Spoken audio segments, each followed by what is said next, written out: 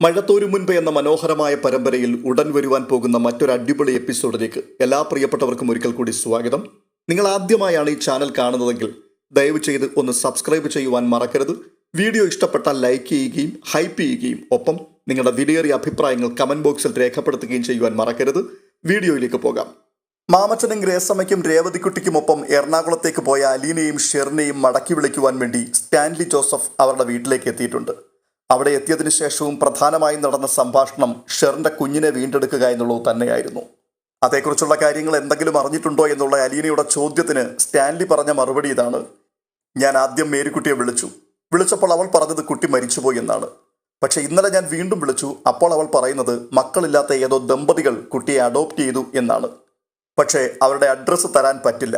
Adoption ഡീലിൽ അതിന് വ്യവസ്ഥയില്ല എന്നാണ് അവൾ പറഞ്ഞിരിക്കുന്നത്. അതുകൊണ്ട് തന്നെ നിയമപരമായി മുൻപോട്ട് പോവുക. അങ്ങനെ ചെയ്താൽ ഈ കേസുമായി ബന്ധപ്പെട്ട് നിൽക്കുന്ന മുഴുവൻ ആൾക്കാരും കോടതി കയറി ഇറങ്ങേണ്ടി വരും. അപ്പോൾ അലീന സ്റ്റാൻലിയെ വിലക്കിക്കൊണ്ട് പറയുകയാണ്, അത് വേണ്ട പപ്പ, നമ്മൾ എന്തിനാ നമ്മുടെ സ്വന്തക്കാരെ വിഷമിപ്പിക്കുന്നത്? നമുക്ക് എല്ലാവരും വേണ്ടപ്പെട്ടവരല്ലേ? ആരെയും വേദനിപ്പിക്കാതെ, മുറിപ്പെടുത്താതെ, ശത്രുക്കളാക്കാതെ നമുക്ക് എന്തെങ്കിലും ചെയ്യാൻ പറ്റുമോ എന്ന് നോക്കാം. എന്തു ചെയ്യുവാൻ പറ്റും എന്ന സ്റ്റാൻലിയുടെ ചോദ്യത്തിന് വീണ്ടും അലീന പറയുകയാണ്, ഷെറിൻ ചേച്ചി ഇവിടെ നിൽക്കട്ടെ, നമുക്ക് രണ്ടുപേർക്കും കൂടി മേരിക്കുട്ടി സിസ്റ്ററെ കാണാനൊന്ന് പോയാലോ പപ്പ? പപ്പയ്ക്ക് സമ്മതമാണെങ്കിൽ മാത്രം മതി. അലീനയുടെ ആ അഭിപ്രായത്തോട് യോജിക്കുവാൻ സ്റ്റാൻലി ആദ്യമൊന്നും തയ്യാറായില്ല. സ്വന്തം അപ്പച്ചനും അനുജന്മാരും ചേർന്ന് തന്നെ വിഡ്ഢിയാക്കുവാൻ ശ്രമിച്ചത് അയാളെ രോഷാകുലനാക്കിയിട്ടുണ്ട്. മേരിക്കുട്ടിയുടെ അഡ്രസ്സ് അറിയില്ലെന്ന് പറഞ്ഞതും തെറ്റായ ഫോൺ നമ്പർ കൊടുത്തതുമാണ് പപ്പയുടെ അമർഷത്തിന് കാരണമെന്ന് അലീനയ്ക്ക് മനസ്സിലായി. അവൾ പപ്പയെ അനുനയിപ്പിക്കുവാൻ ശ്രമിക്കുകയാണ്. ഈ സമയത്ത് മാമച്ചൻ സ്റ്റാൻലിയോട് പറയുന്നുണ്ട്, അവർ നിങ്ങളെ പറ്റിക്കുവാൻ ശ്രമിച്ചു എന്നുള്ളത് ശരി തന്നെയാണ്. അങ്ങനെ ചെയ്യാൻ പാടില്ലായിരുന്നു. പക്ഷേ അവരെന്തൊക്കെയോ ഭയപ്പെടുന്നുണ്ട് മിസ്റ്റർ സ്റ്റാൻലി. അതുകൂടി നിങ്ങൾ കണക്കിലെടുക്കണം. ഞാൻ ഉപദേശിക്കുകയൊന്നുമല്ല. അവർ വിചാരിക്കുന്നത് കുടുംബത്തിന് ദുഷ്പേരുണ്ടാകും, മാനക്കേട് കാരണം അവർക്ക് ആളുകളെ ഫേസ് ചെയ്യാൻ പറ്റാതെയാകും, ലോകം മുഴുവൻ ഇതെല്ലാം അറിഞ്ഞ് പരിഹസിച്ച് ചിരിക്കും എന്നൊക്കെയാണല്ലോ. അതുകൊണ്ടാണല്ലോ അവർ ഇത്രയും കാലം എല്ലാം മറച്ചു വെച്ചത്.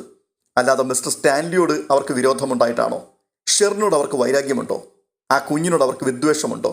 സമൂഹത്തിന്റെ മുമ്പിൽ തരം താഴ്ത്തപ്പെടരുത്, അത്രമാത്രമേ ഉള്ളൂ. അതിനുവേണ്ടി ചില മുൻകരുതലുകൾ എടുത്തു. മറ്റുള്ളവർക്ക് അത് എങ്ങനെ ബാധിക്കുമെന്നോ എന്തുമാത്രം വേദനിപ്പിക്കുമെന്നോ അവർ നോക്കുന്നില്ല. അതവരുടെ വിഷയവുമല്ല. അത് കേട്ടിട്ടും സ്റ്റാൻലി മൗനമായിരിക്കുകയാണ്. സ്റ്റാൻലിയുടെ മൗനം ആശങ്കാജനകമായിരുന്നു. അപ്പോൾ ഗ്രേസമ്മ പറയുകയാണ്, ധൃതി പിടിച്ചൊരു തീരുമാനമെടുക്കേണ്ട കാര്യമൊന്നും ഇല്ലല്ലോ. ആലോചിച്ചിട്ട് ഏതാണ് ശരിയെന്ന് വെച്ചാൽ അത് മാത്രം ചെയ്താൽ മതി. അലീന പറഞ്ഞതുപോലെ എല്ലാവരും വേണ്ടപ്പെട്ടവരാണ്, ഒരേ കുടുംബത്തിലെ അംഗങ്ങൾ. സ്വന്തക്കാർ തമ്മിൽ ഒരു ശത്രുതയുണ്ടായാൽ പിന്നെ അത് മാറാൻ ബുദ്ധിമുട്ടാണ്. കാര്യങ്ങൾ വളരെയധികം സംസാരിച്ചെങ്കിലും ഒരു ഫൈനൽ ഡിസിഷനിലേക്ക് എത്താതെ സ്റ്റാൻലി ഷെറിനെയും അലീനയും കൂട്ടി മടങ്ങിപ്പോകുവാൻ തയ്യാറാവുകയാണ്. ഒരു ദിവസം കൂടി അവിടെ താമസിച്ചിട്ട് പിറ്റേന്ന് പോകാമെന്ന് മാമച്ചനും ഗ്രേസമ്മയും പറഞ്ഞെങ്കിലും സ്റ്റാൻലി വഴങ്ങിയില്ല. രേവതിക്കുട്ടിയും ഗ്രേസമ്മയും കൂടി ഇന്ന് പോകണ്ടെന്ന് സ്റ്റാൻലിയോട് പറയുവാൻ വേണ്ടി അലീനയെ നിർബന്ധിക്കുകയാണ്. അപ്പോൾ അലീന, പപ്പ നിൽക്കില്ല, എനിക്കറിയാം. വൈകുന്നേരം പോയാൽ മതിയെന്ന് പറഞ്ഞാൽ ഒരു പക്ഷേ കേൾക്കുമായിരിക്കും. സന്ധ്യയോടെ പുറപ്പെട്ടാൽ മതിയെന്ന് അവൾ സ്റ്റാൻലിയോട് പറഞ്ഞ് ഒരു വിധത്തിൽ അദ്ദേഹത്തെ സമ്മതിപ്പിച്ചു. പാലായിൽ നിന്നും രോഹിത് വന്ന് മടങ്ങിപ്പോയ വിവരം പപ്പയോട് പറയണോ വേണ്ടയോ എന്ന് അലീന ശങ്കിച്ചു. പാലാക്കാരുമായി തനിക്കുള്ള അടുപ്പം പപ്പയ്ക്ക് ഇഷ്ടമല്ലെന്ന് അവൾക്ക് നന്നായിട്ടറിയാം. മാമച്ചന്റെ വീടിന്റെ ബാൽക്കണിയിൽ നിൽക്കുമ്പോൾ സ്റ്റാൻലി അലീനയോട് പറയുകയാണ്, നിന്റെ കൂട്ടുകാരി താമസിക്കുന്ന വീട് കൊള്ളാമല്ലോ. ആ, ഇവിടെ വന്നു ചേരാൻ പറ്റിയത് അവളുടെ ഭാഗ്യമാ പപ്പ. അങ്കിളിനും ആൻറ്റിക്കും അവൾ സ്വന്തം മോളെ പോലെയാ. അവരാണ് ഇപ്പോൾ അവളെ പഠിപ്പിക്കുന്നത്. അവളാണെങ്കിൽ അവരുടെ ആരുമല്ല താനും. അപ്പോൾ സ്റ്റാൻലി അർദ്ധഗർഭമായി പറയുകയാണ്, പക്ഷെ ഒരു ദിവസം അവൾ കല്യാണം കഴിച്ചു പോകുമല്ലോ, പിന്നെ ആരുണ്ടവർക്ക്? ആ, അത് ശരിയാ. പക്ഷേ എല്ലായിടത്തും അങ്ങനെയൊക്കെ തന്നെയാണല്ലോ പപ്പ. എത്രയോ വീടുകളിൽ മക്കൾ നാനാ വഴിക്ക് പിരിഞ്ഞു പോയിട്ട് അച്ഛനമ്മമാർ മാത്രം താമസിക്കുന്നു. ശരിയാണ്. ഇത് പറഞ്ഞുകൊണ്ട് നിൽക്കുമ്പോൾ പപ്പയുടെ മുഖത്തൊരു വല്ലായ്മയുണ്ടെന്ന് അവൾ കണ്ടു. ഒരിക്കൽ താനും പിരിഞ്ഞു പോകുമെന്ന ആശങ്കയുണ്ടായിരിക്കാം. അപ്പോൾ പിന്നെയും അലീന പറയുകയാണ്, പക്ഷേ പപ്പയ്ക്കൊരിക്കലും ഒറ്റപ്പെടേണ്ടി വരില്ല കേട്ടോ. കാരണം എന്നെ കൂടാതെ 3 മക്കളും കൂടെ ഉണ്ടല്ലോ പപ്പയ്ക്ക്. സ്റ്റാൻലി മുഖം തിരിച്ച് അലീനയെ ഒന്ന് നോക്കി. പിന്നെ ഹാൻഡ് റെയിലിൽ കൈകൾ ഊന്നി നിന്നു. എന്നിട്ട് പറയുകയാണ്, അവരാണ് ആദ്യം എന്നെ പിരിഞ്ഞു പോയത്. അതൊക്കെ താൽക്കാലികമല്ലേ പപ്പ? നമുക്കവരെ തിരിച്ചു കൊണ്ടുവരണ്ടേ? ഇല്ല, അവരുടെ ഫാമിലി സർക്കിളിൽ അവർ 3 മക്കളും അവരുടെ അമ്മയും മാത്രമേ ഉള്ളൂ. ഞാൻ ആ സർക്കിളിന് വെളിയിലാണ്, ഓർബിറ്റിന് പുറത്ത് ഉപേക്ഷിക്കപ്പെട്ട ഒരു സാറ്റലൈറ്റ്. പക്ഷേ ഇപ്പോൾ ഞാൻ അതും ആസ്വദിക്കുന്നുണ്ട്. അല്ല, പപ്പയ്ക്കിനി അവരെ വേണ്ടേ? എനിക്ക് അവരെ കൊണ്ട് എന്ത് കാര്യം? അവർക്ക് എന്നെയാണ് ആവശ്യം. പക്ഷെ അവർ വിചാരിച്ചു അവരെ കൊണ്ട് എനിക്കാണ് അത്യാവശ്യമെന്ന്. അല്ലെങ്കിൽ ആരൊക്കെയോ അവരെ അങ്ങനെ ധരിപ്പിച്ചിരിക്കുന്നു. അവരുടെ പപ്പ മദ്യപാനിയും ധൂർത്തനും സ്നേഹശൂന്യനും സ്വാർത്ഥനും നീചനുമൊക്കെയാണെന്ന് എന്നെ അങ്ങനെ കാണാനുള്ള സ്റ്റഡി ക്ലാസ്സുകൾ കുട്ടികൾക്ക് കിട്ടിയിട്ടുണ്ട്. പപ്പ എന്തുകൊണ്ടാണ് അത് തിരുത്താൻ നിൽക്കാഞ്ഞത്? ഞാനല്ല തിരുത്തേണ്ടത്. ഞാൻ തിരുത്താൻ ശ്രമിച്ചാൽ അവർ കൂടുതൽ ചിന്താക്കുഴപ്പത്തിലാകും. മക്കൾ എന്തായാലും പിരിഞ്ഞു പോകാനുള്ളവരാണ്. മാതാപിതാക്കളെ പിന്നിലാക്കി അവരവരുടെ വഴിയെ സഞ്ചരിക്കും. പല വീടുകളിലും അവധിക്കാല സന്ദർശനങ്ങൾ മാത്രമാണ് മക്കൾ നടത്താറുള്ളത്. എൻ്റെ കുട്ടികൾ വളരെ നേരത്തെ സ്വതന്ത്രരായി. ബന്ധങ്ങൾ അയഞ്ഞു ദുർബലമാകുമ്പോൾ സ്വാതന്ത്ര്യം കിട്ടുന്നതായി നമ്മൾ മനസ്സിലാക്കണം. അങ്ങനെ ചിന്തിച്ചാൽ ദുഃഖിക്കേണ്ടി വരില്ല. ഞാൻ വന്നതുകൊണ്ട് പപ്പയ്ക്ക് ദുഃഖമാണോ? പപ്പയുടെ സ്വാതന്ത്ര്യം നഷ്ടപ്പെട്ടില്ലേ? സ്റ്റാൻലി ആശ്ചര്യസ്തബ്ധനായി അവളുടെ മുഖത്തേക്ക് നോക്കി. ഒരു ഉത്തരം കിട്ടുന്നില്ല. അലീന പപ്പയോട് ചേർന്ന് നിന്നു. എന്നിട്ട് അവൾ മെല്ലെ പറയുകയാണ്, സ്നേഹത്തിൻ്റെ തടവറയാണ് സ്വാതന്ത്ര്യം മാത്രമുള്ള തുറന്ന ലോകത്തേക്കാൾ നല്ലത്. വൈകുന്നേരമായപ്പോഴേക്കും സ്റ്റാൻലിയുടെ നിലപാടിൽ അല്പം അയവ് വന്നിരുന്നു. അനുജന്മാരോട് നേരിട്ടൊരു പോരിനിറങ്ങുന്നില്ല എന്ന് സമ്മതിച്ചു. മേരിക്കുട്ടിയെ കാണാൻ പോകാമെന്നും ധാരണയായി. അലീനയ്ക്ക് ഇതിൽ പരമൊരു സന്തോഷമില്ല. മാമച്ചൻ്റെയും ഗ്രേസമ്മയുടെയും ആശങ്ക നീങ്ങി. കൽക്കത്ത വരെ ട്രെയിനിൽ പോകാമെന്നായിരുന്നു ആദ്യത്തെ കണക്കുകൂട്ടൽ. ട്രെയിനിൽ പോകുന്നതിനേക്കാൾ നല്ലത് വിമാനയാത്രയായിരിക്കുമെന്ന് മാമച്ചൻ അഭിപ്രായപ്പെട്ടു. 1-2 ദിവസത്തിനുള്ളിൽ കാര്യം കഴിയും. രേവതിക്കുട്ടിയും അതിനെ സപ്പോർട്ട് ചെയ്തു. അതാ നല്ലത്. അലീന ചേച്ചി ഇതുവരെ പ്ലെയിനിൽ യാത്ര ചെയ്തിട്ടില്ലല്ലോ. അങ്ങനെയുള്ളപ്പോൾ ഇതൊരവസരം കൂടിയാകട്ടെ. ടിക്കറ്റ് ഞാൻ ബുക്ക് ചെയ്യാം എന്ന് മാമച്ചൻ പറഞ്ഞു. പോകാൻ സൗകര്യപ്പെടുന്ന ഡേറ്റ് ഏതാണെന്ന് പറഞ്ഞാൽ മതി. അപ്പോൾ സ്റ്റാൻലി, അത് ആലോചിക്കണം. അപ്പോൾ രേവതിക്കുട്ടി വീണ്ടും പറയുകയാണ്, 2 ദിവസത്തെ കാര്യമേ ഉള്ളെങ്കിൽ നാളെ തന്നെ പോകാമല്ലോ. ഫ്ലൈറ്റ് ടിക്കറ്റ് കിട്ടാനാണോ വിഷമം? അലീന സ്റ്റാൻലിയുടെ മുഖത്തേക്ക് നോക്കിക്കൊണ്ട് പറയുകയാണ്, എല്ലാം പപ്പയുടെ തീരുമാനം പോലെ. അപ്പോൾ സ്റ്റാൻലി, വീട്ടിലേക്കൊന്ന് പോകണം. യാത്രയ്ക്കുള്ള തയ്യാറെടുപ്പിലല്ല ഞാൻ ഇറങ്ങിയത്. ഡ്രസ്സും സൂട്ട് കേസും മറ്റും എടുക്കണ്ടേ? അപ്പോൾ മാമച്ചൻ, നാളെയോ മറ്റന്നാളോ വേണമെങ്കിൽ യാത്ര തിരിക്കാം. നെടുമ്പാശ്ശേരിയാണോ അതോ തിരുവനന്തപുരമാണോ സ്റ്റാൻലിക്ക് സൗകര്യം? നെടുമ്പാശ്ശേരി മതി. അപ്പോൾ അലീന, അങ്ങനെയാണെങ്കിൽ നമ്മൾ തിരിച്ചെത്തുന്നതുവരെ റാണി ആൻറ്റി ഇവിടെ നിൽക്കട്ടെ പപ്പ. കുളത്തുപുഴയ്ക്ക് കൊണ്ടുപോയാൽ റാണി ആൻറ്റി ഒറ്റയ്ക്കായി പോയില്ലേ? പോയിട്ട് തിരിച്ചു വരുമ്പോൾ നമുക്ക് റാണി ആൻറ്റിയെ കൂടെ കൂട്ടാം. അതാ നല്ലത് എന്ന് ഗ്രേസമ്മ ശരിവെച്ചു. സ്റ്റാൻലിക്കും അതിൽ അപാകതയൊന്നും തോന്നിയില്ല. എന്ന് മാത്രവുമല്ല, തങ്ങൾ യാത്ര പോകുമ്പോൾ ഷെറിന് താമസിക്കാൻ പറ്റിയ ഏറ്റവും സുരക്ഷിതമായ സ്ഥലം ഇതുതന്നെ ആയിരിക്കുമെന്ന് അയാൾക്ക് മനസ്സിലായി. അങ്ങനെ നാളെയോ മറ്റന്നാളോ യാത്ര പുറപ്പെടുന്നുണ്ടെങ്കിൽ അലീന ചേച്ചി എന്തിനാ ഇന്നിപ്പോൾ കുളത്തുപുഴയിലേക്ക് പോകുന്നത്? പപ്പ പോയിട്ട് വേണ്ടതെല്ലാം എടുത്തുകൊണ്ടിങ്ങി വന്നാൽ പോരെ? രേവതിക്കുട്ടിയുടെ അഭിപ്രായം. അതിന് സ്റ്റാൻലി പറയുകയാണ്, അവളുടെയും കൂടെ ഡ്രസ്സൊക്കെ എടുക്കണ്ടേ? അതിന് അലീന, എല്ലാം ഇവിടെ ഉണ്ട് പപ്പ. ഞാൻ ഒരാഴ്ച താമസിക്കാൻ വേണ്ടി കരുതിയല്ലേ എല്ലാം കൊണ്ട് ഇങ്ങോട്ട് പോകുന്നത്. അതിന് ഗ്രേസമ്മ, ശരിയാ, വെറുതെ എന്തിനാ അങ്ങോട്ടും ഇങ്ങോട്ടും ഇത്രയും ദൂരം യാത്ര ചെയ്യുന്നത്? അവളും മടുത്തു പോകും. സ്റ്റാൻലി മറുത്തൊന്നും പറഞ്ഞില്ല. എന്നാൽ സന്ധ്യ മയങ്ങിയ നേരത്ത് കുളത്തുപുഴയിലേക്ക് യാത്ര പുറപ്പെടുവാൻ ഇറങ്ങിയപ്പോൾ പപ്പയുടെ മുഖത്ത് ഒരു ഇച്ഛാഭംഗമുണ്ടെന്ന് അലീനയ്ക്ക് മനസ്സിലായി. പപ്പ തനി അങ്ങോട്ട്, നാളെ തിരിച്ചിങ്ങോട്ടും ഒറ്റയ്ക്ക്. ഉടനെ അലീന പറയുക, പപ്പ ഞാനും കൂടി വരാം. 5 മിനിറ്റിനകം റെഡിയാകാം. ഏയ്, നീ വരണമെന്നില്ല. വേണം പപ്പ, പപ്പ ഒറ്റയ്ക്ക് പോകണ്ട. അലീന ഡ്രസ്സ് മാറിക്കൊണ്ടിരിക്കുമ്പോൾ രേവതിക്കുട്ടി വന്ന് ചോദിച്ചു, എന്താ പെട്ടെന്ന് ചേച്ചിക്കൊരു മനംമാറ്റം? അതോ, ഞാൻ കൂടെയുള്ളതാണ് പപ്പയ്ക്ക് ഇഷ്ടം. കൂടെ ചെല്ലാൻ പറഞ്ഞില്ലല്ലോ പപ്പ. പറയാതെയും ചില കാര്യങ്ങളൊക്കെ നമ്മൾ മനസ്സിലാക്കണ്ടേ? ചിലർ എത്ര ആഗ്രഹിച്ചാലും ഗർവ് കാരണം പറയില്ല. വേറെ ചിലർ ആഗ്രഹമില്ലെങ്കിൽ പോലും ഭംഗിവാക്ക് പറയും. അടുത്ത ദിവസം വരാമെന്ന് മാമച്ചനോട് ഗ്രേസമ്മയോടും പറഞ്ഞ് സ്റ്റാൻലി ചെന്ന് കാറിൽ കയറി. അലീന ഷെറിൻ്റെ അടുത്തേക്ക് ചെന്നു. സന്തോഷമായിരിക്കണേ, എല്ലാം ശരിയാവും. ഷെറിൻ തലയാട്ടി. അങ്കിളെ, ആൻറ്റി, പോയിട്ട് വരാട്ടോ.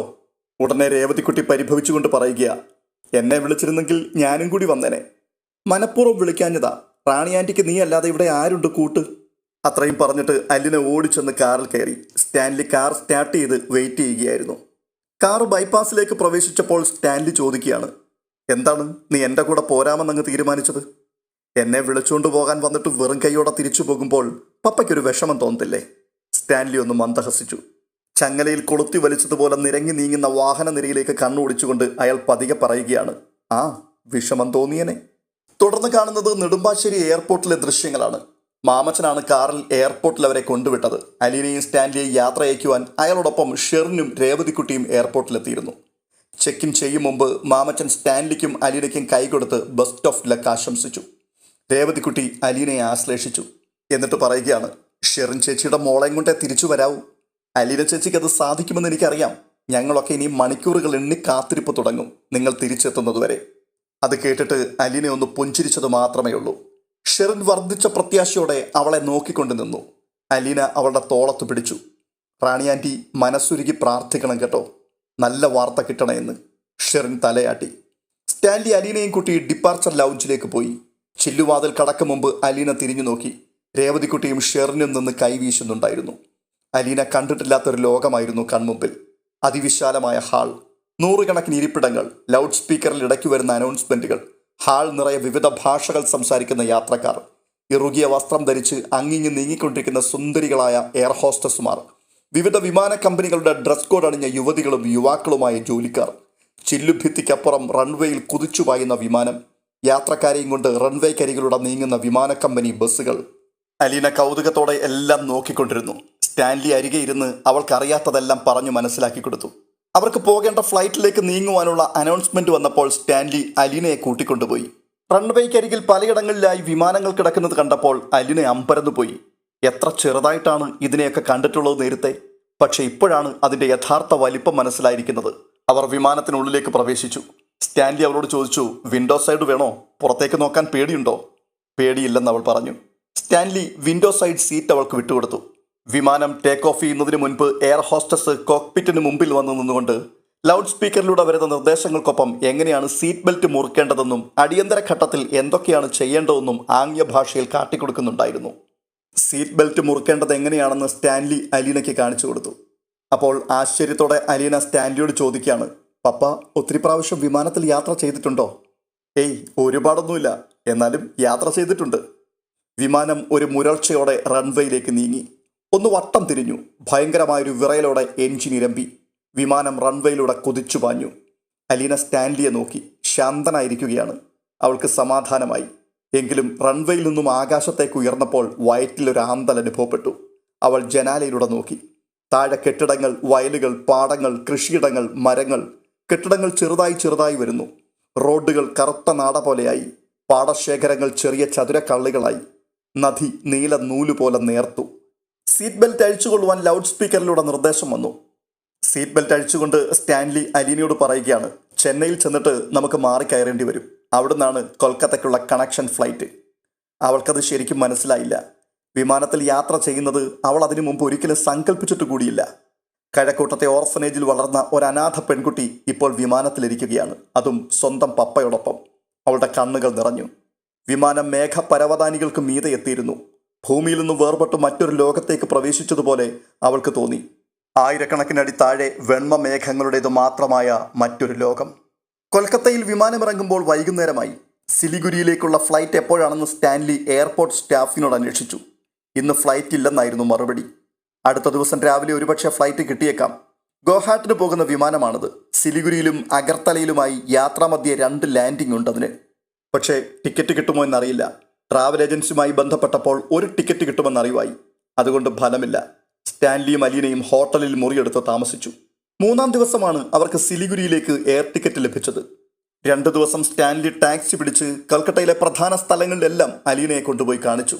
Science city, botanical garden, Victoria palace, mother തെരേസയുടെ സേവാശ്രമം തുടങ്ങിയ എല്ലാ സ്ഥലങ്ങളിലും അവർ പോയി. അടുത്ത ദിവസം അവർ സിലിഗുരിയിലെത്തി. ന്യൂ ജയ്പാൽഗുരിയിൽ നിന്നും മേരിക്കുട്ടി മുൻപ് താമസിച്ചിരുന്ന കോൺവെന്റിലേക്ക് ഫോൺ ചെയ്ത് വഴി ചോദിച്ചറിഞ്ഞ് കോൺവെന്റിലെത്തി. മരിയ ജോസഫൈൻ്റെ സഹോദരനും മകളുമാണെന്ന് സ്റ്റാൻലി സ്വയം പരിചയപ്പെടുത്തിയിരുന്നു. കോൺവെന്റിലെ സിസ്റ്റർ സുപ്പീരിയർ പാക്കിയോങ്ങിലേക്ക് വിളിച്ച് മരിയ ജോസഫൈനുമായി ബന്ധപ്പെടുവാൻ ശ്രമിച്ചെങ്കിലും ലൈൻ കിട്ടിയില്ല. അവിടെ മിക്കപ്പോഴും അങ്ങനെയാണ്, ഫോണിൽ കിട്ടാൻ വിഷമമാണ്, പ്രത്യേകിച്ച് ഡേ ടൈമിൽ. അപ്പോൾ സിസ്റ്റർ സുപ്പീരിയർ പറയുകയാണ്, നിങ്ങൾ ഒരു ദിവസം ഞങ്ങളുടെ ഗസ്റ്റായി ഇവിടെ താമസിക്കുന്നതിൽ ഞങ്ങൾക്ക് സന്തോഷമേ ഉള്ളൂ. നാളെ പാക്കിയോങ്ങിലേക്ക് പോകാം. അപ്പോൾ സ്റ്റാൻലി, ഞങ്ങൾക്ക് ഇന്ന് തന്നെ അവിടേക്ക് പോയാൽ കൊള്ളാമെന്നുണ്ട്. അങ്ങോട്ടുള്ള വഴിയെക്കുറിച്ച് വേണ്ടത്ര ധാരണയില്ല. ഒരു ടാക്സി അറേഞ്ച് ചെയ്തു തരാം. ഞങ്ങൾക്ക് പാക്കിയോങ്ങിലേക്ക് പോകേണ്ടി വരുമ്പോൾ വിളിക്കാറുള്ള ചില ടാക്സിക്കാരുണ്ട്. സിസ്റ്റർ സുപ്പീരിയർ അപ്പോൾ തന്നെ ഫോണിൽ വിളിച്ച് ഒരു ടാക്സി വരുത്തി. അവരോട് നന്ദി പറഞ്ഞ് സ്റ്റാൻലിയും അലീനയും ടാക്സിയിൽ കയറി പാക്കിയോങ്ങിലേക്ക് യാത്ര തിരിച്ചു. സമതലങ്ങളുടെ കാഴ്ച അവസാനിച്ചു കഴിഞ്ഞിരുന്നു. ഇനി പച്ചപുതച്ച കുന്നുകളും ഗിരിശൃംഖങ്ങളുമാണ്. കിഴുക്കാൻ തൂക്കായ കുന്നുകളിലൂടെയാണ് റോഡ്. യാത്രയിലുടനീളം മിലിറ്ററി വാഹനങ്ങൾ കടന്നുപോയിക്കൊണ്ടേയിരുന്നു. ടാക്സി ഡ്രൈവർ ഇടയ്ക്ക് കാർ നിർത്തി നമ്പർ പ്ലേറ്റിന് മീതെ മറ്റൊരു നമ്പർ പ്ലേറ്റ് ഘടിപ്പിച്ചു. അതിൽ WB എന്നീ ഇംഗ്ലീഷ് അക്ഷരങ്ങൾക്ക് പകരം GL എന്ന അക്ഷരമാണ് എഴുതിയിരുന്നത്. സ്റ്റാൻലി ഡ്രൈവറോട് അതിൻ്റെ കാരണം അന്വേഷിച്ചു. ഹിന്ദിയിലും ബംഗാളിയിലുമാണ് അവർ സംസാരിച്ചിരുന്നത്. ഡ്രൈവർ കാരണം പറഞ്ഞു. സിലിഗുരിക്കപ്പുറം വെസ്റ്റ് ബംഗാളിൻ്റെ വടക്ക് കിഴക്കൻ ഭാഗങ്ങൾ ഗൂർഖകൾക്ക് ഭൂരിപക്ഷമുള്ള സ്ഥലങ്ങളാണ്. അവർക്ക് ഗൂർഖാലാൻഡ് എന്ന പേരിൽ ഒരു പ്രത്യേക സംസ്ഥാനം വേണമെന്ന് പറഞ്ഞ് കലാപം തുടങ്ങിയിട്ട് കുറെ കാലമായി. അവരുടെ പ്രദേശത്തേക്ക് കടക്കുന്ന വാഹനങ്ങൾ വെസ്റ്റ് ബംഗാൾ എന്ന രജിസ്ട്രേഷൻ നമ്പർ മാറ്റിയിട്ട് ഗൂർഖാലാൻഡ് എന്ന രജിസ്ട്രേഷൻ നമ്പർ വെച്ചിരിക്കണം. ഇല്ലെങ്കിൽ ഗൂർഖാലാൻഡിനു വേണ്ടി വാദിക്കുന്ന പ്രക്ഷോഭകാരികൾ വാഹനം തല്ലി തകർക്കും. ഡ്രൈവർ പറഞ്ഞത് സ്റ്റാൻലി മലയാളത്തിൽ അലീനയ്ക്ക് വിശദീകരിച്ചു കൊടുത്തു. പർവ്വതങ്ങളുടെ ചരിവും വലിപ്പവും കൂടിക്കൂടി വന്നു. റോഡിന് താഴെ അഗാധമായ മലയിടുക്കിലൂടെ ഒഴുകുന്ന ടീസ്റ്റ നദി സ്റ്റാൻലി അവൾക്ക് കാട്ടിക്കൊടുത്തു. കാട്ടാറുപോലെ കുലംകുത്തി നിറഞ്ഞൊഴുകുന്ന പുഴവെള്ളത്തിന് സിമന്റിന്റെ നിറമായിരുന്നു. അതെന്തുകൊണ്ടാണെന്ന് അലീന തിരക്കിയപ്പോൾ ഡ്രൈവറോട് ചോദിച്ചിട്ട് സ്റ്റാൻലി അതിന്റെ മറുപടി പറഞ്ഞു. ഇവിടുത്തെ മണ്ണ് സിമന്റ് പോലിരിക്കും, അതുകൊണ്ടാണ് വെള്ളത്തിന്റെ കളറും അങ്ങനെയാകുന്നത്. 5 മണിയോടെ സന്ധ്യ ഇരുണ്ടു. കൊൽക്കത്തയിൽ ആദ്യ ദിവസം താമസിച്ചപ്പോൾ അലീനയെ അത്ഭുതപ്പെടുത്തിയിരുന്നു. വൈകുന്നേരം 5 മണിയോടെ സന്ധ്യയായി. പുലർച്ചെ 5 മണിക്ക് നേരം പുലർന്നു. ഇന്ത്യയുടെ കിഴക്ക് ഭാഗത്തേക്ക് പോകുമ്പോഴും പടിഞ്ഞാറേ ഭാഗത്തേക്ക് പോകുമ്പോഴും ഈ മാറ്റം സംഭവിക്കുമെന്ന് സ്റ്റാൻലി അവരോട് വിശദീകരിച്ചു. പടിഞ്ഞാറൻ സംസ്ഥാനങ്ങളിൽ 1 മണിക്കൂർ വൈകിയ സന്ധ്യയാകൂ. രാത്രിയായതോടെ അലീന സീറ്റിലേക്ക് ചാരിക്കിടന്ന് മയക്കമായി. സ്കൂളിൽ നിന്ന് മടങ്ങിയെത്തിയതിനു ശേഷം അത്താഴത്തിന് മുൻപുള്ള പ്രാർത്ഥനയ്ക്ക് ചാപ്പലിലേക്ക് പോയതായിരുന്നു മരിയ ജോസഫൈൻ. 6:45 അവർ തിരിച്ചു മുറിയിലെത്തി. 7 മണിക്കാണ് അത്താഴം. കോൺവെന്റിനോടനുബന്ധിച്ചാണ് സ്കൂളിന്റെ ഹോസ്റ്റലും ഡോർമിറ്ററിയും. പെൺകുട്ടികൾക്ക് മാത്രമേ ഹോസ്റ്റൽ സൗകര്യമുള്ളൂ. മരിയ ജോസഫൈൻ മുറി പൂട്ടി ഇടനാഴിയിലേക്ക് ഇറങ്ങി. അതിലൂടെ നടന്നുകൊണ്ട് ഡോർമെട്രിയിൽ എന്ത് നടക്കുന്നുവെന്ന് നോക്കി. കോണിപ്പടി കയറി ഒരു സിസ്റ്റർ തിടുക്കത്തിൽ വരുന്നുണ്ടായിരുന്നു. സിസ്റ്ററിന് ഒരു ഗസ്റ്റ് ഉണ്ട് കേട്ടോ. എനിക്കോ? എനിക്കാരാണ് ഗസ്റ്റ്? ബ്രദറാണെന്നാണ് പറഞ്ഞത്. പാർലറിലുണ്ട്. മരിയ ജോസഫൈൻ തിടുക്കത്തിൽ കോണിപ്പടി ഇറങ്ങി. ലാൻഡിങ്ങിലെ തിരിവിലുള്ള കണ്ണാടി ജനാലയിലൂടെ അവർ കണ്ടു ഒരു ടാക്സിക്കാർ കോൺവെന്റിന്റെ മുറ്റത്ത് കിടക്കുന്നു. തറയിൽ വിരിച്ച കാർപ്പറ്റിലൂടെ നടന്ന മരിയ ജോസഫൈൻ പാർലറിന്റെ വാതിക്കലെത്തി. തണുപ്പകറ്റാൻ കൈത്തലങ്ങൾ കൂട്ടിത്തിരുമിക്കൊണ്ട് സ്റ്റാൻലി അസ്വസ്ഥനായി നിൽക്കുന്നത് കണ്ട് അവർ അത്ഭുത സ്തബ്ധയായിപ്പോയി. എന്റെ ദൈവമേ, കുഞ്ഞാഞ്ഞയോ? ഇതെങ്ങനെ എത്തി ഇവിടെ? എനിക്ക് വിശ്വസിക്കാൻ പറ്റുന്നില്ല. അപ്പോൾ സ്റ്റാൻലി, നീ ഒച്ചയൊന്നും എടുക്കണ്ട, കാറിലാടി വന്നത്. സിലിഗുരിയിൽ നിന്ന് ടാക്സി പിടിച്ചിങ്ങി പോന്നു. എന്തായാലും എൻ്റെ കുഞ്ഞാഞ്ഞ ഇത് വലിയ അതിശയമായി പോയല്ലോ. എന്നെ ഒന്ന് വിളിച്ചു പറയാതിരുന്നത് എന്താ? ഒരക്ഷരം പോലും മിണ്ടാതെ ഇങ്ങനെയൊരു വരവ്. സിലിഗുരിയിൽ വന്നപ്പോൾ പോലും ഒന്ന് വിളിച്ചില്ലല്ലോ ഇങ്ങോട്ട്. വിളിച്ചായിരുന്നു. അവിടുത്തെ കോൺവെന്റിൽ നിന്ന് വിളിച്ചു നോക്കിയിട്ട് കിട്ടിയില്ല. അവരാണ് ടാക്സി അറേഞ്ച് ചെയ്ത് തന്നത്. കുഞ്ഞാഞ്ഞ എന്താ നിൽക്കുന്നേ? അങ്ങോട്ട് ഇരിക്ക്. കാറിലൊരാൾ ഇരിപ്പുണ്ട്. സിലിഗുരിയിൽ വരെ ഒരു കുഴപ്പവുമില്ലായിരുന്നു. ഇപ്പോൾ തുമ്മലും ചീറ്റലും വിറയലും ഒക്കെയായി. കൂടി വന്ന 1 മണിക്കൂർ. അതിനകം കോൾഡ് പിടിച്ചു. ഓ, അത് ശരി. അതാരാ കൂടെ വന്നിരിക്കുന്നേ? അങ്ങനെ പെട്ടെന്ന് പറഞ്ഞാലൊന്നും നിനക്ക് മനസ്സിലാകത്തില്ല. പുതയ്ക്കാൻ ഷാളോ മഫ്ലറോ ഉണ്ടെങ്കിൽ എടുക്ക്. തണുപ്പായതുകൊണ്ട് കാറിലിരുത്തിയിരിക്കുകയാണ്. സംശയത്തിൽ സ്റ്റാൻലി ഒന്ന് നോക്കിയതിനു ശേഷം മരിയ ജോസഫൈൻ, ഞാൻ ഇപ്പോൾ വരാമേ എന്ന് പറഞ്ഞ് ഡോർ കർട്ടൻ അപ്പുറത്തേക്ക് മറഞ്ഞു. സ്റ്റാൻലി പുറത്തേക്ക് എന്ന് ഡോർ തുറന്ന് അലീനയെ കാറിൽ നിന്ന് ഇറങ്ങി. പുറത്തെ തണുപ്പടിച്ചപ്പോൾ അവൾ പിന്നെയും തുടരെ തുടരെ തുമ്മി. മരിയ ജോസഫൈൻ ഒരു കമ്പിളി ഷാളും മങ്കി ക്യാപ്പും സ്വെറ്ററും മഫ്ലറും കൂടി എടുത്തുകൊണ്ട് പാർലറിലേക്ക് വന്നു. പാർലറിൽ കൈകൾ മാറിൽ പിണച്ചു കെട്ടി തണുത്തു വിറച്ചു നിൽക്കുന്ന പെൺകുട്ടിയെ കണ്ട് ഒരു നിമിഷം അന്താളിച്ചു. വീണ്ടും വീണ്ടും അവർ സൂക്ഷിച്ചു നോക്കി. അമ്മ ചെറുപ്പമായി തൻ്റെ മുൻപിൽ വന്ന് നിൽക്കുന്നത് പോലെ. അവർക്ക് തൻ്റെ കണ്ണുകളെ വിശ്വസിക്കുവാൻ കഴിയുന്നില്ല. അവർ അലീനയുടെ മുഖത്തേക്കും സ്റ്റാൻലിയുടെ മുഖത്തേക്കും മാറി മാറി നോക്കുകയാണ്. അപ്പോൾ സ്റ്റാൻലി, ഞാനിനി ഇപ്പോൾ കൂടുതലൊന്നും പറയേണ്ട ആവശ്യമില്ലല്ലോ. നിനക്കെല്ലാം മനസ്സിലായിട്ടുണ്ട് എന്നെനിക്ക് നന്നായിട്ടറിയാം. എങ്കിലും ഒരൗപചാരികതയുടെ പുറത്ത് പറയാം, ഇത് എൻ്റെ മോൾ അലീന. അമ്പരപ്പോടെയാണെങ്കിലും മരിയ ജോസഫൈൻ അലീനയെ ചേർത്ത് പിടിച്ചു മുറിക്കുള്ളിലേക്ക് കൊണ്ടുപോയി. വെൽവെറ്റ് പോലെ മിനുമിനുത്ത കമ്പിളി വിരിച്ച കിടക്ക, അതിനുമീതെ ക്വിൽറ്റ്, അറ്റാച്ച്ഡ് ബാത്റൂം, മുറി ചൂടുപിടിപ്പിക്കുവാൻ റൂം ഹീറ്റർ. മരിയ ജോസഫൈൻ കൊടുത്ത സ്വെറ്ററിനു മീതെ അലീന കമ്പിളി ഷാൾ പുതച്ചു. എന്നിട്ടും കാൽപാദങ്ങൾ തണുത്തു വിറയ്ക്കുകയാണ്. ബാത്റൂമിൽ വെള്ളം കോരിയൊഴിക്കുന്ന ശബ്ദം കേട്ടപ്പോൾ അവൾക്ക് കുളിര് കോരി. ഇപ്പോൾ വെള്ളമെന്നുള്ളത് ഓർക്കാൻ പോലും വയ്യ. ബാത്റൂമിൽ ഇപ്പോൾ പപ്പ ചൂടുവെള്ളത്തിലായിരിക്കാം കുളിക്കുന്നത്. അലീന കിടക്കയിലിരുന്നു. 10-12 വയസ്സു മാത്രം പ്രായമുള്ള ഏതാനും പെൺകുട്ടികൾ വാതിൽക്കൽ വന്ന് അകത്തേക്ക് തല നീട്ടി നോക്കി. സ്കൂൾ യൂണിഫോം ഇനിയും മാറിയിട്ടില്ല. അവരുടെ മുഖം കണ്ടിട്ട് ചൈനക്കാരെ പോലെ അലീനയ്ക്ക് തോന്നി. പെൺകുട്ടികൾക്കിടയിൽ പെട്ടെന്നൊരു കുശൂശുപ്പുണ്ടായി. അടുത്ത ക്ഷണം എല്ലാവരും ഓട്ടം പിടിച്ചു. മരിയ ജോസഫൈൻ മുറിയുടെ നേർക്ക് വരുന്നുണ്ടായിരുന്നു. അവരെ കണ്ടിട്ട് അലീന എഴുന്നേറ്റു. ഇരുന്നോ, എഴുന്നേക്കൊന്നും വേണ്ട. അവരുടെ കയ്യിലൊരു ഫ്ലാസ്ക് ഉണ്ടായിരുന്നു. ടീപ്പോയിലിരുന്ന ഗ്ലാസ് എടുത്ത് അതിലേക്ക് ചൂടുവെള്ളം ഒഴിച്ച് അവർ അലീനയുടെ കയ്യിൽ കൊടുത്തു. കയ്യിൽ ചുരുട്ടിപ്പിടിച്ചിരുന്ന ഒരു ടാബ്ലറ്റും നീട്ടി. ഇത് കഴിച്ചു, കോൾഡിനുള്ളതാണ്. അലീന അത് വാങ്ങി വായിലിട്ട് വിഴുങ്ങി. അപ്പോൾ മരിയ ജോസഫൈൻ അലീനയെ ആശ്വസിപ്പിച്ചുകൊണ്ട് പറയുകയാണ്, പെട്ടെന്നൊരു ക്ലൈമറ്റ് ചേഞ്ച് ഉണ്ടായത് ശരീരത്തിന് പിടിച്ചിട്ടില്ല. അതുകൊണ്ടാ, പേടിക്കാനൊന്നുമില്ല, ഇപ്പം മാറിക്കോളും. കുറച്ച് ചോറുണ്ടാലോ? അല്ലെങ്കിൽ കഞ്ഞി? ഒന്നും വേണ്ട, വായി കഴിക്കുന്നു. എങ്കിലേ ഒരു കപ്പ് സൂപ്പ് തരട്ടെ? വേണ്ട, വേണ്ടാഞ്ഞിട്ടായിട്ടോ. എന്നാൽ കിടന്നു. നല്ല ക്ഷീണമുണ്ട്, മുഖം കണ്ടാൽ അറിയാം. കണ്ണും മൂക്കും ചുണ്ടുമൊക്കെ വല്ലാണ്ട് ചുവന്നിരിക്കുന്നു. അലീന കമ്പിളിക്ക് മീതെ നീണ്ടു നിവർന്ന് കിടന്നു. മരിയ ജോസഫൈൻ ഒരു ജോഡി സോക്സ് കരുതിയിട്ടുണ്ടായിരുന്നു. അലീനയുടെ പാദങ്ങളിൽ അവർ സോക്സ് ഇടാൻ തുടങ്ങിയപ്പോൾ അവൾ തടഞ്ഞു. അയ്യോ വേണ്ട, ഞാനിട്ടോളാം. അവിടെ അങ്ങ് കിടന്നാൽ മതി, ഞാനിട്ടാൽ എന്താ കുഴപ്പം? അലീനയുടെ 2 കാലിലും അവർ സോക്സ് ധരിപ്പിച്ചു. കുഞ്ഞാഞ്ഞയ്ക്ക് അറിയാവുന്നതാണല്ലോ സിക്കിംഗ് തണുപ്പുള്ള സ്ഥലമാണെന്ന്. എന്നിട്ട് ഒരു കരുതലുമില്ലാതെയാണോ ഇങ്ങോട്ട് പോകുന്നത്? അലീന ഒന്നും മിണ്ടിയില്ല. മരിയ ജോസഫൈൻ വീണ്ടും ഒരു കമ്പിളി പുതപ്പ് കൊണ്ടുവന്ന് അലീനയെ പുതപ്പിച്ചു. എന്നിട്ട് ചോദിക്കുകയാണ്, തലവേദനയുണ്ടോ? ചെറുതായിട്ടുണ്ട്. മരിയ ജോസഫൈൻ പോയി ബാം എടുത്തുകൊണ്ടുവന്നു. കിടക്കയിൽ അലീനയുടെ അരികിൽ ഇരുന്ന് നെറ്റിയിൽ പുരട്ടി മൃദുവായി തടവിക്കൊടുത്തു. അവളുടെ മൂക്കിന് മീതെയും തൊണ്ടയിലും കഴുത്തിലും ബാം പുരട്ടി. അവരുടെ മുഖത്തേക്ക് തന്നെ നോക്കിയിരിക്കെ അലീനയുടെ കണ്ണുകൾ നിറഞ്ഞു. അപ്പോൾ അവർ ചോദിക്കുകയാണ്, എന്തുപറ്റി? കണ്ണു നീറുന്നുണ്ടോ? ഇല്ല. പിന്നെന്തു പറ്റി? ഞാൻ ഓർത്തു എന്നോട് ദേഷ്യമായിരിക്കുമെന്ന്. മരിയ ജോസഫൈൻ പുഞ്ചിരിച്ചു. ഞാനെന്തിനാണ് നിന്നോട് ദേഷ്യപ്പെടണേ? ഔസേപ്പച്ചൻ ഫോൺ ചെയ്തപ്പോൾ എന്നോട് പറഞ്ഞത് കുളത്തുപുഴയിൽ കുഞ്ഞാഞ്ഞയുടെ മോളാണെന്ന് പറഞ്ഞ് ഒരു പെണ്ണു വന്ന് കൂടിയിട്ടുണ്ടെന്നായിരുന്നു. ആട്ടെ, എത്ര മാസമായി നീ കുളത്തുപുഴയിൽ വന്നിട്ട്? എന്നിട്ട് കുഞ്ഞാഞ്ഞ പോലും എന്നോടൊരു വാക്ക് പറഞ്ഞില്ല. നിന്നെ കണ്ടപ്പോൾ എനിക്ക് മനസ്സിലായി ഏതോ ഒരുത്തിയൊന്നുമല്ലെന്ന്. ഞങ്ങളുടെ അമ്മച്ചി എങ്ങോട്ട് പോയെന്നോർത്ത് വിഷമിക്കണ്ട, ഇവിടെ തന്നെ ഉണ്ട്. അലീന അവരുടെ മുഖത്തേക്ക് നോക്കി മന്ദസ്മിതം തൂകി. വല്യപ്പച്ചൻ എന്നെ വലിയ കാര്യമാ, ചിന്നമ്മയെന്നാ ചില നേരത്ത് വിളിക്കുന്നത് പോലും. എന്നാലും ഇങ്ങനെയൊരു സാമ്യം അതെങ്ങനെ ഒത്തുവന്നു? അതാ എനിക്ക് അതിശയം. പപ്പൻ ചിലപ്പോൾ ഇങ്ങനെ തന്നെ പറയും. അതല്ലേ എന്നോട് ഇത്രയും സ്നേഹം. അലീനയുടെ ചിരിയിലൊരു കുസൃതി ഉണ്ടായിരുന്നു. ആ ചിരിക്കുന്ന മുഖത്തേക്ക് നോക്കിയിരിക്കുമ്പോൾ മരിയ ജോസഫൈൻ ചിന്തിക്കുകയാണ്, ചിരി പോലും അമ്മയുടേത് തന്നെ. ഔസേപ്പച്ചനും റോബിച്ചനും ആൽബിക്കുമൊക്കെ നിന്നോട് ദേഷ്യമാണോ? ഏയ് ഇല്ലെന്നേ, ഒട്ടും ദേഷ്യമില്ല. പക്ഷെ ഫോണിൽ വിളിച്ചപ്പോൾ എനിക്കങ്ങനെ തോന്നി. നീ അവരെ കണ്ടിട്ടുണ്ടോ?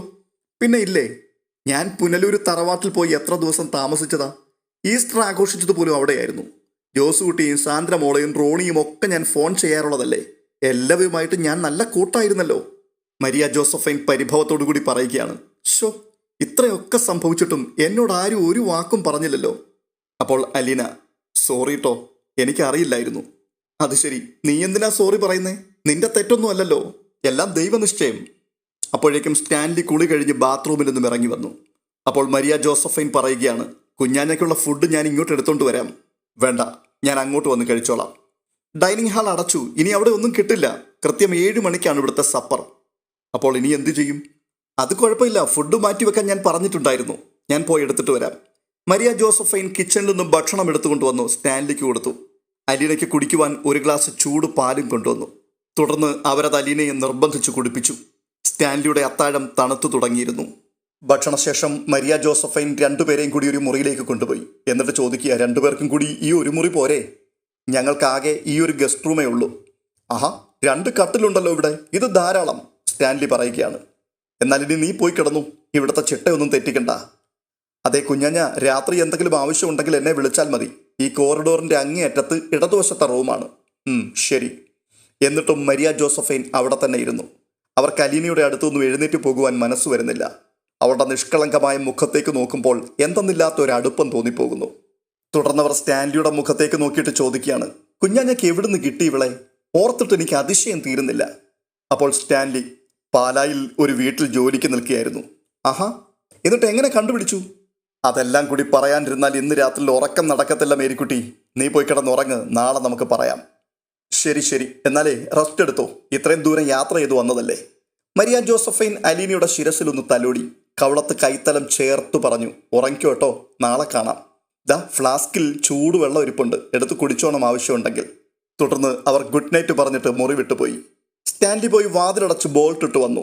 പിന്നെ സൂട്ട് കേസ് തുറന്ന് അതിൽ നിന്നും ഒരു കുപ്പി എടുത്തു. ഗ്ലാസ് ടീപ്പോയിലുണ്ടായിരുന്നു. ആഹാ, ഇതും കൊണ്ടുവന്നിട്ടുണ്ടായിരുന്നോ? അലീന ആശ്ചര്യപ്പെട്ടു. കുടിക്കുന്നെങ്കിൽ ഇതുപോലത്തെ തണുപ്പത്തിരുന്ന് കുടിക്കണം. സ്റ്റാൻലി കുപ്പി തുറന്ന് അത് ഗ്ലാസ്സിലേക്ക് ഒഴിച്ചു. കോളയുടെ ബോട്ടിലെടുത്ത് തുറന്ന് അതൊഴിച്ച് നേർപ്പിച്ചു. കട്ടിലിരുന്ന് സാവധാനം സിപ്പ് ചെയ്തു. അത് നോക്കിയിരിക്കെ അലീനയുടെ കൺപോളകൾ അടഞ്ഞുപോയി. ഈ എപ്പിസോഡ് ഇവിടെ പൂർണ്ണമാക്കുകയാണ്. അടുത്ത എപ്പിസോഡുമായി വേഗം കാണാം. ഈ വീഡിയോ നിങ്ങൾക്ക് ഇഷ്ടപ്പെട്ടിട്ടുണ്ടെങ്കിൽ തീർച്ചയായിട്ടും ലൈക്ക് ചെയ്യുവാനും ഹൈപ്പ് ചെയ്യുവാനും മറക്കരുത്. ഒപ്പം ഇതുവരെയും സബ്സ്ക്രൈബ് ചെയ്തിട്ടില്ലാത്തവർ സബ്സ്ക്രൈബ് ചെയ്യുകയും നിങ്ങളുടെ അഭിപ്രായങ്ങൾ കമൻറ്റ് ബോക്സിൽ തുറന്നെഴുതുകയും ചെയ്യുക. മഴത്തോരും മുൻപേ എന്ന മനോഹരമായ പരമ്പരയുടെ അടുത്തൊരു കിടിലൻ വീഡിയോയുമായി വീണ്ടും കാണാം. അതുവരേക്കും ബൈ ബൈ.